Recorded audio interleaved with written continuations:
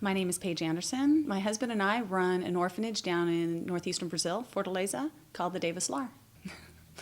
The Lord called us to Brazil, and it was a difficult decision. We laid it at his feet. But he made it abundantly clear that he wanted us to go, and so we ultimately had to just get up and go and do it. We were sent down to Brazil in the year 2000 to found an orphanage from the ground up. When we got there, they had one administrative building, which was really a house, a vacation house for Brazilians at the front. It was vacant land. We started with a dormitory, built that, moved on to the kitchen, built that, and now we have houses. We have 6 houses on the boys' side. We purchased a girls' side. We have 3 houses on the girls' side. Each can house up to 12 children. The Brazil that I know is very much reflected in Carnival and Mardi Gras. The Brazil that I know is rated #1 in child prostitution for the Americas, #2 for child prostitution in all of the world. The Brazil that I know ignores the needs of the poor and the children. While the rich stay wealthy, the children are abandoned and they suffer. Only through the power of Christ can we break that chain and can we give them the hope in the future that we know God has for them. We receive children at the Davis Lar through social services. They do have a social service system that is overworked and underfunded.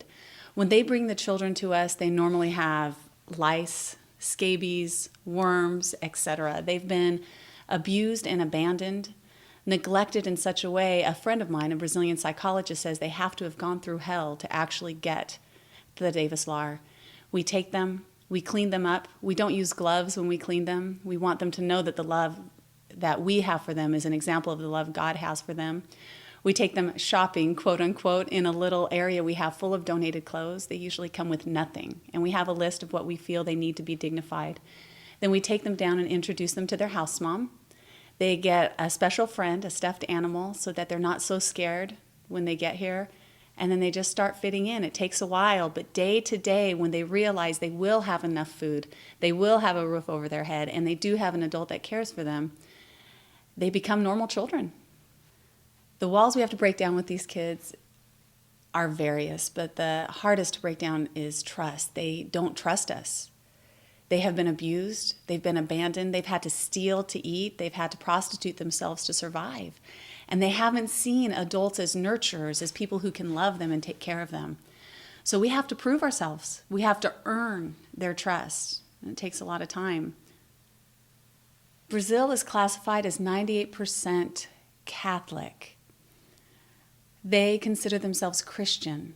How many people have a personal relationship with Christ is hard to say. I would believe very few. Otherwise, I do not believe that the problems that exist there could actually exist there and be ignored as they are. Some of the major obstacles we face at the Davis Lar is simply funding, whether we have enough food, enough beans, enough rice, enough money to put gas in the van to be able to get them to a doctor. Volunteers are few and far between from the Brazilian country to come out, and dentists to take care of these kids, people to come model the Christian life for these kids. Those are some of the major obstacles that we have at the Davis Lar. So we need to get full sponsorship so we can continue accepting kids.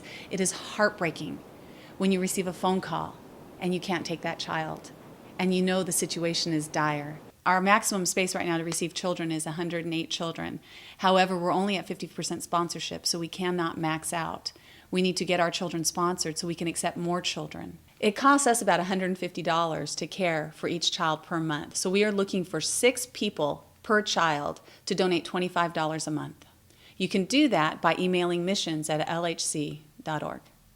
We often get children when they're young at the Davis Lar, and sometimes we get them older. We received a boy who was 14 who came to the Davis Lar off the streets. He had been living in a gas station with a man and just surviving on the streets, stealing. We received a boy when he was 14 at the Davis Lar. He had come fresh off the street. He had been stealing. He had been muling drugs. Had lived with some man in a gas station that he didn't know just to survive, to get by. He found out that we had his 3 sisters at the Davis Lar who'd been removed from their parents. The parents are drug dealers. He came to the Davis Lar, lost, not really sure exactly what he was going to do there, if he was willing to give up the freedom of the streets to live by our rules and regulations. The first thing we tell these kids when they get there is that God knew what they were going through and built a place specifically for them. So that's the first he heard. Later on, he heard more and more about the life of Jesus, what Jesus did for him, and accepted Christ.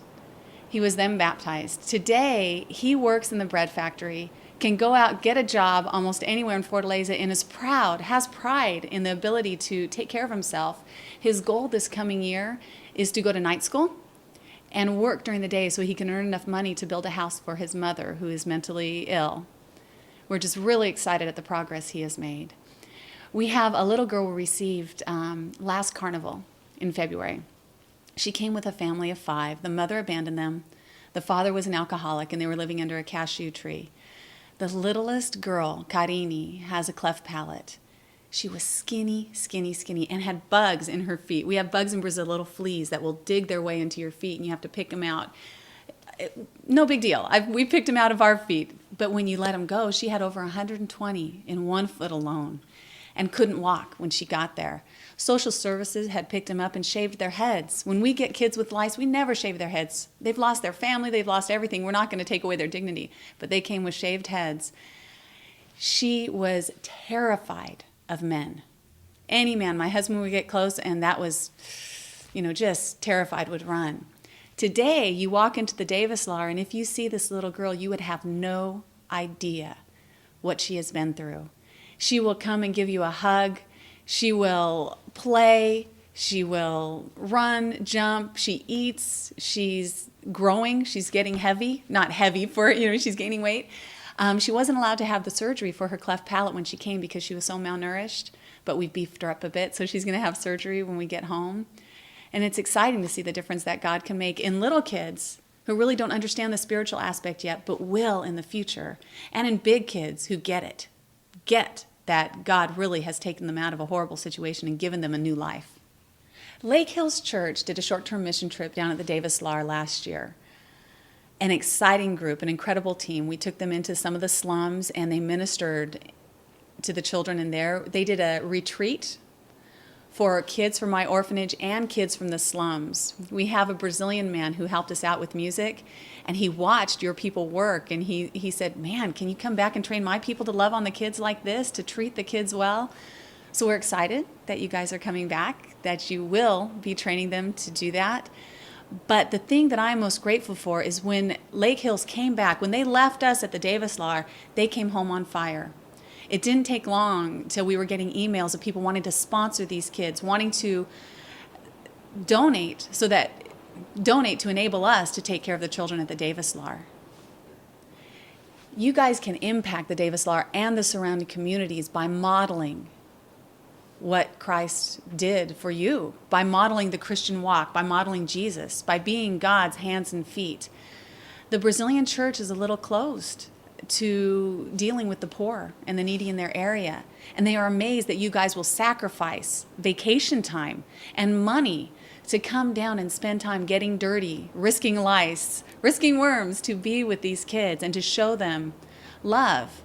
That is how you guys can make a difference in Brazil, modeling who you are and who Christ is. If you would like to sponsor a child, email missions@lhc.org. Se me pergunta, algum dia é hoje.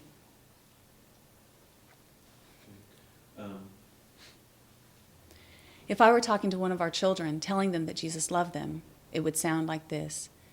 Jesus te amou tanto que deu seu único filho. Know that God so loved you, he gave his only son.